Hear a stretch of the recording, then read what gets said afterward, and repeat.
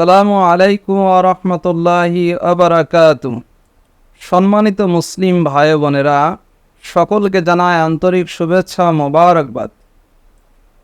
কুরবানি সংক্রান্ত একটি মাসআলা, তা হলো আমাদের সমাজে বহু প্রচলিত একটি কথা যে অমুকের কুরবানি হয়নি।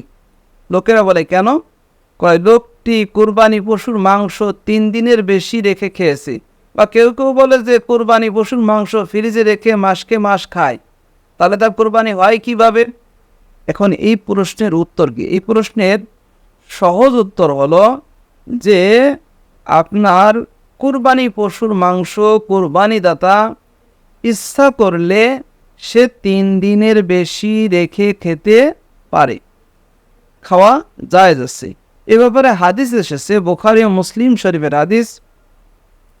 হযরত সালমা ইবনে আকা রাদিয়াল্লাহু আনহু বর্ণনা করেন, রাসূলুল্লাহ সাল্লাল্লাহু আলাইহি সাল্লাম বলেন, মান দাহহা মিনকুম, তোমাদের মধ্যে থেকে যে কেউ কুরবানি করবে, ফালা ইউসবিহান্না বাদা সালিসাতি অফি বাইতিহি মিনহু শাইউন, সে যেন তার কুরবানি পশুর মাংস 3 দিনের বেশি না রাখে।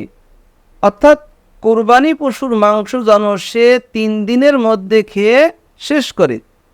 এরপরে সাহাবী বলতেছেন, ফালাম্মা কানাল আমুল মুকবিল, ফালাম্মা কানাল আমুল মুকবিল, যখন পরবর্তী বছর আসলো, ক্বালু ইয়া রাসূলুল্লাহ সাল্লাল্লাহু আলাইহি ওয়াসাল্লাম নাফআলু কামা ফাআলনাল মাদি, কামা ফাআলনাল আমাল মাদি, হে আল্লাহর রাসূল, আমরা কি গত বছর যেই নিয়মে কোরবানি করেছি, কোরবানি পশুর মাংস খেয়েছি, এবছর কি ওই নিয়মেই করব? তার মানে, হে আল্লাহ রাসূল, আমরা তো গত বছর 3 দিনের মধ্যে কোরবানি পশুর মাংস খেয়ে শেষ করেছিলাম, এবছরও কি কোরবানি পশুর মাংস 3 দিনের মধ্যেই খেয়ে শেষ করতে হবে, নাকি রেখে দেওয়া যাবে? রাসূলুল্লাহ সাল্লাল্লাহু আলাইহি সাল্লাম বললেন, কুলু, তোমরা খাও, তোমরা খাও, ওয়া আতঈমু, এবং তোমরা তোমাদের আত্মীয় স্বজন, গরিব, মিসকিন, এতিম, অসহায়দেরকেও খাওয়াও, ওয়া আদাখিরু, আর যদি ইচ্ছা করো তাহলে বাকিটা রেখে দিতে পারো। যে রাসূলুল্লাহ সাল্লাম গত বছর 3 দিন খেতে বললেন, 3 দিনের মধ্যে শেষ করতে বললেন, আর এই বছর অনুমতি দিলেন 3 দিনের বেশি খাও, সমস্যা নাই। এর কারণ কি? কারণ হলো যে ফাইন্না যালিকা আম্মা কানা বিন-নাসি জাহদুন, কারণ হলো যে গত বছরটা ছিল মানুষের জন্য দুর্ভিক্ষের বছর। রাসূলুল্লাহ সাল্লাম বলেন যে গত বছরটা ছিল মানুষের জন্য দুর্ভিক্ষের বছর, আর আমি ফাআরাতু আন তুঈনু ফীহিম, আমি ইচ্ছা করেছিলাম যে তোমরা ওই অসহায় লোকদেরকে তোমরা কি করবে? সাহায্য করবে। যারা দুর্ভিক্ষে পড়েছে, যারা অনাহারী আছে, যাদের কাছে খাবার নাই, তোমরা তাদেরকে সাহায্য করবে। এজন্য আমি বলেছিলাম যে গত বছর তোমরা 3 দিনের মধ্যে কি করো?